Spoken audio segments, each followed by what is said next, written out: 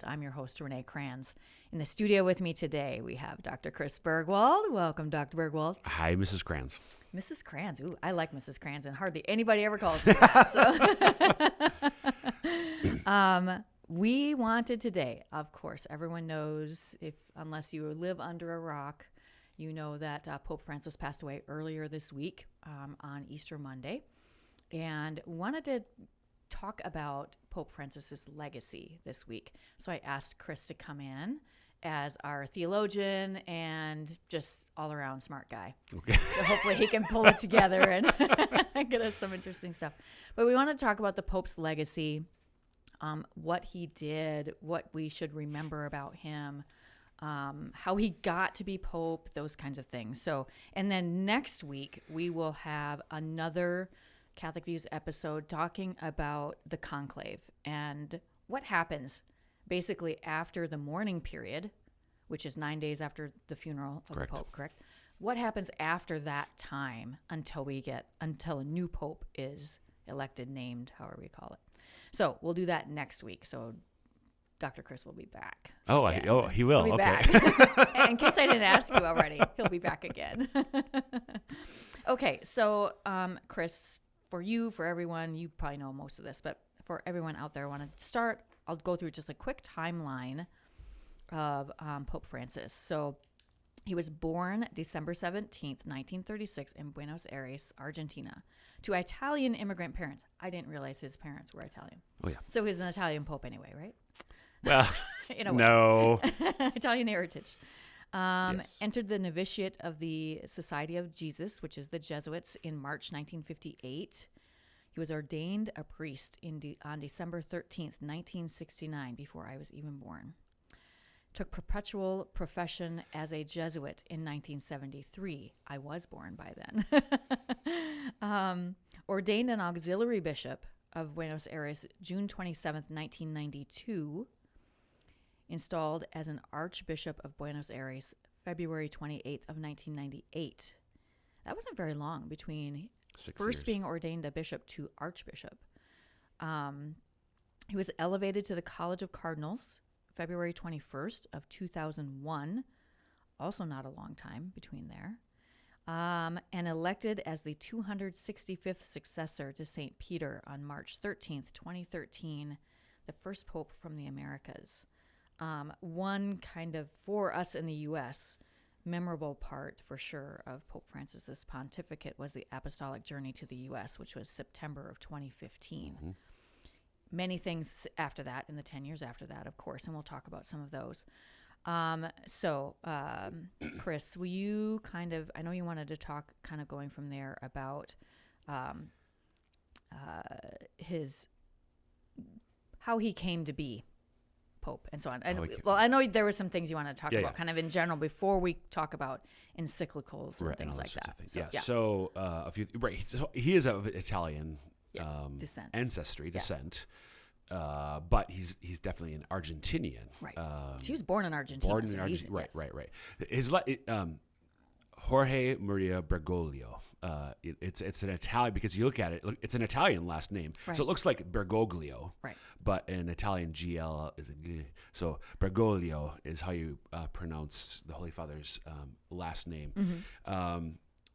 So first Jesuit Pope, mm-hmm. first Pope from the Americas, as you mentioned, I think both of those, and the first Pope to take the name Francis. Right. I'm shocked no one took the name Francis. 265 popes. Well, yeah, but I mean, St. Francis was born before most of those 265, to be fair. Born after? Or born after? After. After. That is true. There's that. But still, there was sort of a sign of his willingness to think and act outside the box, outside the norm, outside the expectation. Like the fact that he took it was sort of like almost like no pope dared take the name Francis, because St. Francis is a big deal. Yeah, he's high up on the saints. He's high up, like yeah. Augustine and things. Yeah. Yeah. So I mean, we had Franciscan popes since Saint Francis, that didn't take Francis, who did not take Francis. Wow. So the irony that I leave it to a Jesuit pope. The first Jesuit pope is the first one to take the name Francis. I just want to get to step back here for a minute. I think for people maybe our age who, yes, we were born before JP2, but as many people have commented, JP2 was the first non-Italian pope since the early 16th century. Right. And then we got a German, and then we got an Argentinian. It's worth like the first of being still another non-Italian, the third in a row, non-Italian, and the first in the New World. That by itself just does show. This is not about him per se, but the first thing. It does show the evolution of the church and the growth of the church around the world as the church has continued to grow. So I do think that is worth noting as well. The fact that he took the name Francis and what that means, and I think a lot of people don't necessarily realize the significance of St. Francis. Many Catholics have heard of St. Francis of Assisi, of course, but the significance of him having taken his name and what it would say about his emphasis on the poor. He talked about this very early on. Why Francis? Because he wants the church for the poor, a church in a sense that is poor and is for the poor. Right. Poor materially, but also poor in the sense of for those who are lacking spiritually. Right. So going to the Holy Father, Pope Francis's that language of going to the margins, going to the peripheries, those who are on the edges of society. Certainly those who are physically homeless, but also those who are spiritually homeless. Yeah. I think that is very much in keeping with the name that he chose, and that embodies sort of one of the core traits of his pontificate. Yeah, and he didn't even live at the papal palace, correct? Right. Yeah. He lived, so the Casa Santa Marta is the guest house, the hotel, so to speak. The guest house, though, in Vatican City, where cardinals stay when they're there for a conclave. Okay. At least a conclave. So he would have moved in March to participate in the conclave that ended up electing him, and he never moved out. Right. as it turns out. Yeah. Okay. So he also was a champion for peace, human dignity, and the environment. Yep. Which actually shows up in some of his encyclicals. Yep. So let's go there next, if you would. He had 4 encyclicals. Yep. I'm really bad at the Latin, so please help me. The first one is in many ways I think unique in the history, at least of the modern papacy. The first one is Lumen Fide, Latin for the light of faith. And that was the first year of his pontificate. Yes, and it was mostly written by his predecessor. Right. So Pope, which is not a bad thing. Right, no. Pope Benedict had come out with his first encyclical was God is Love, Deus Caritas Est, Latin for God is Love. He came out with an encyclical a few years later, Spe Salvi. So the first one's on love. The second one was on hope. Well, there's 3 theological virtues. Yes. And the first of them in traditional listing is faith. Right. So he had already started writing an encyclical on the theological virtue of faith, but he felt called to resign before he was able to promulgate it. Well, Pope Francis, sort of felt like my first encyclical needs to be actually Benedict's, in a sense, last. Right. It's not Benedict's encyclical; it's Francis's. Right. But he took up the draft. He acknowledges. In the text of Lumen Fide, he speaks about how basically this was Pope Benedict's, but and he gives it some Franciscan twists, if you will, embodying his own take within the context of what the church teaches, what God has revealed to us about the virtue of faith. So Lumen Fide on faith, and then just about not quite 2 years later, Laudato Si, which is on the proper stewardship of the environment and ecology in general. Yes. Fratelli Tutti came out 5 years later. That's on basically human relationships. This gets to the whole peace, Yes. the brotherhood of the human race. Yes. We're all one family of humanity, apart from being a family Yeah. of God. And then finally, last fall, frankly, of his encyclicals, this might be I love Lumen Fide, but the ones that are most fully his, if you will, Delixit Nos is on the Sacred Heart. Oh, yeah. And this might be, I haven't finished it, to be honest, but I love I've loved this encyclical myself. Not that this is about me and my evaluation of the Holy Father's encyclicals, but it's on 4 encyclicals over the course of these 12 years. The last one on the Sacred Heart of Jesus and he has loved us. Right. Right. Okay. So it seems to me like the one that gets the most attention is Laudato Si. Well, go ahead. And I think that's because sometimes it's misunderstood to a degree, or it's hijacked in a way. Yeah, and I would say, when you say gets the most attention, I'd say by who? Right, by the rest of the world. Correct. Not necessarily the Catholic Church. Right. Yeah. Because it's sort of proper emphasis again on stewardship of God's creation, ecology, the environment, and so on.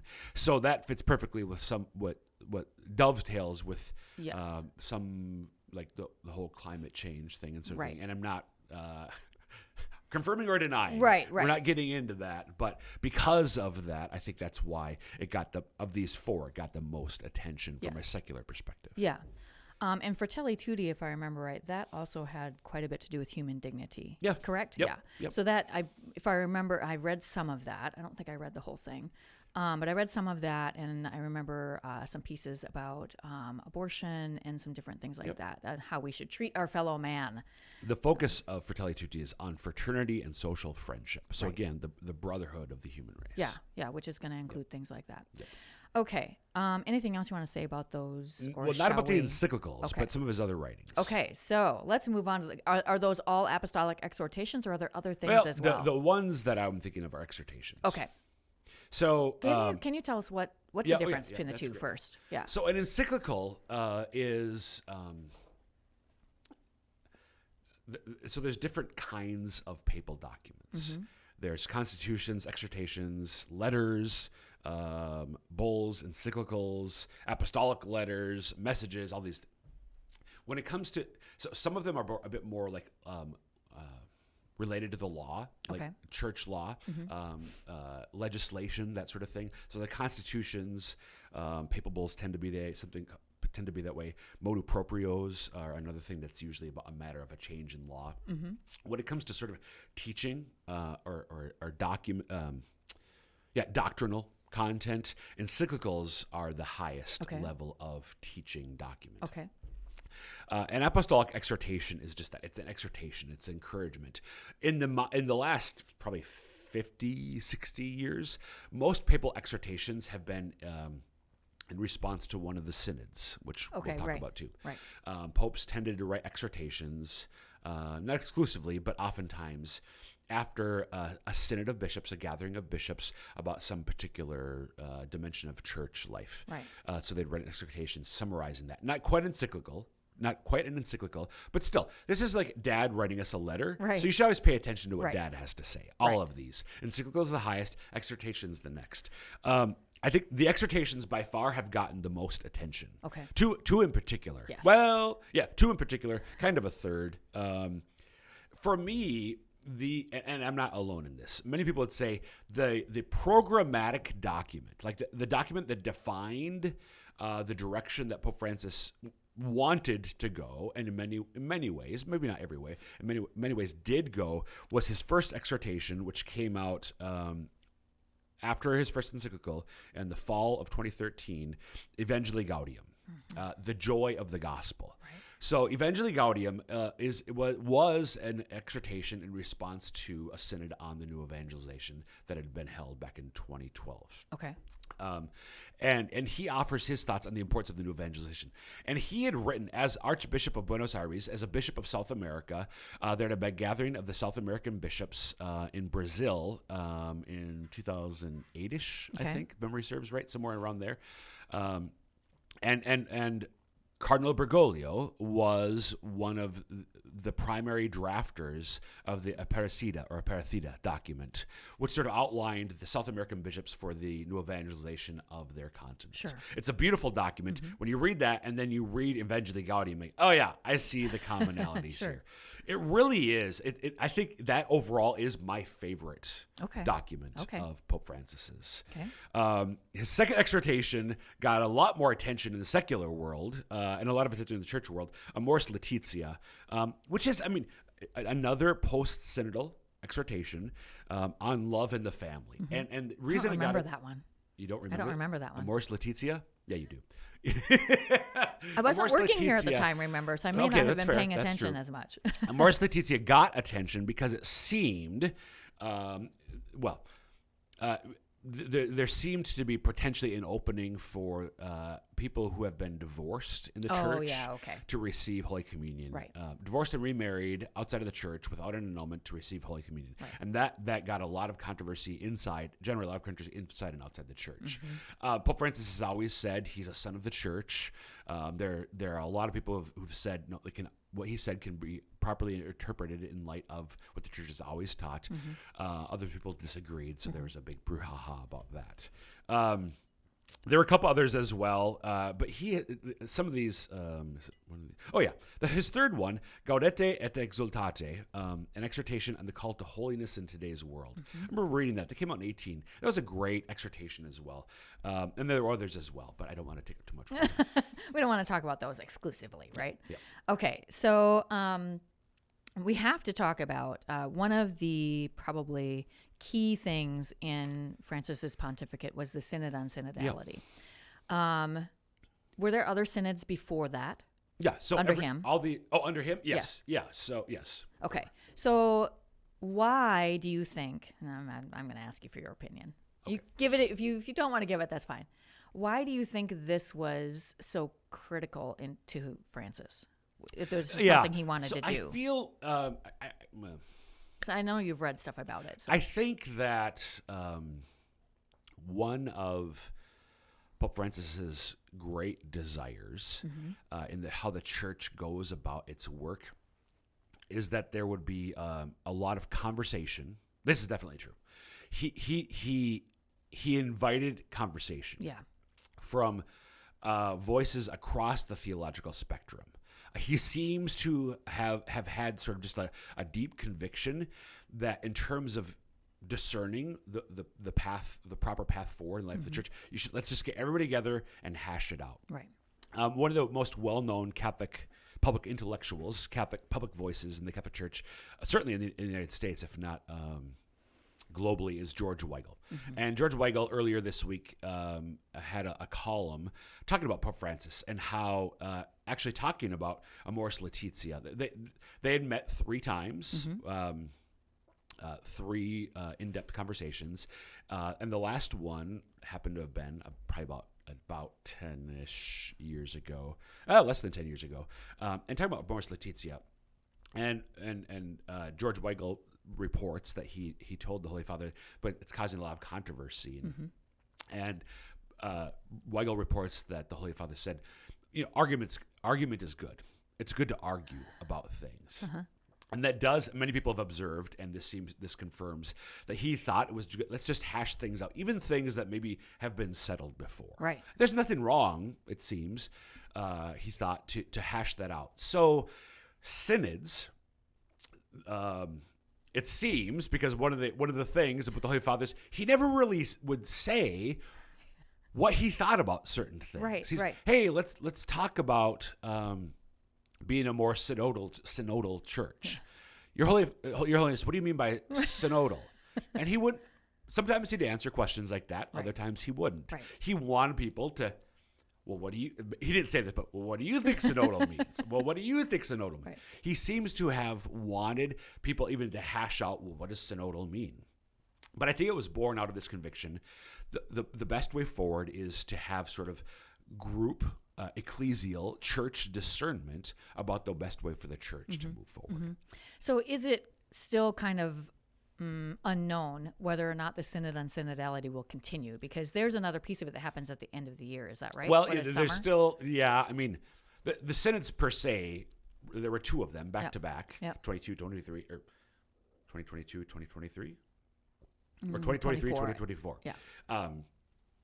They concluded their work, but there's still some of the implementation that that remains to be done. And what that looks like, I mean, frankly, it's up to the next pope to decide what that looks like. Whether that'll proceed, whether there'll be course correction, whether it'll be nixed completely. I mean, that's up to the pope. Yeah. Well, we'll see what happens when we get a new pope. Okay, we're pretty much out of time, but so next week we're going to talk about electing a new pope, how that all works. How does the Holy Spirit work in this? Does the Holy Spirit work in this? I think so. But can you just briefly, and I'm just throwing this at you, but I know you can answer this question. Why is the Pope important to the church and maybe to the world? Oh, yeah. Because the Pope is the Bishop of Rome, and the Bishop of Rome is the successor of Saint Peter. Right. And Saint Peter is the one that Jesus sort of placed in charge. Okay, briefly. Okay. In the Old Testament Davidic kingdom, King David was the guy, and Jesus Christ literally means God is with us. Jesus, Jesus the Messiah. The Messiah is the new King David. Right. The Davidic kings had a prime minister. Yep. The prime minister's job was to administrate the kingdom on behalf of the king. Right. St. Peter has the keys to the kingdom, just as the prime minister of the old Davidic kingdom had the keys. Had actual keys. Yeah, right. So from the Old Testament period, but with Jesus as the new Davidic king, the Pope has always been responsible. The Bishop of Rome has been responsible for overseeing the Davidic kingdom, or overseeing the kingdom of the new king, Jesus. So he has a key responsibility. He is the principle and source of unity for the entire church. So he's not absolute monarch. Right. He is not the king. Right. Jesus is the king, but he does sort of govern the church, earthly church, on behalf of the king. Yeah. So we look to him as not the definitive leader, of course that's Jesus, but as the leader's appointed delegate to oversee the earthly church. Right. And this is why it's a big deal when a pope dies, when a pope is elected, when a pope does anything, really. Yep. So. Yep. All right, Chris, we're out of time, of course. Yeah. I do want to, so it would be remiss if we didn't say, pray for the repose of the soul of Pope Francis.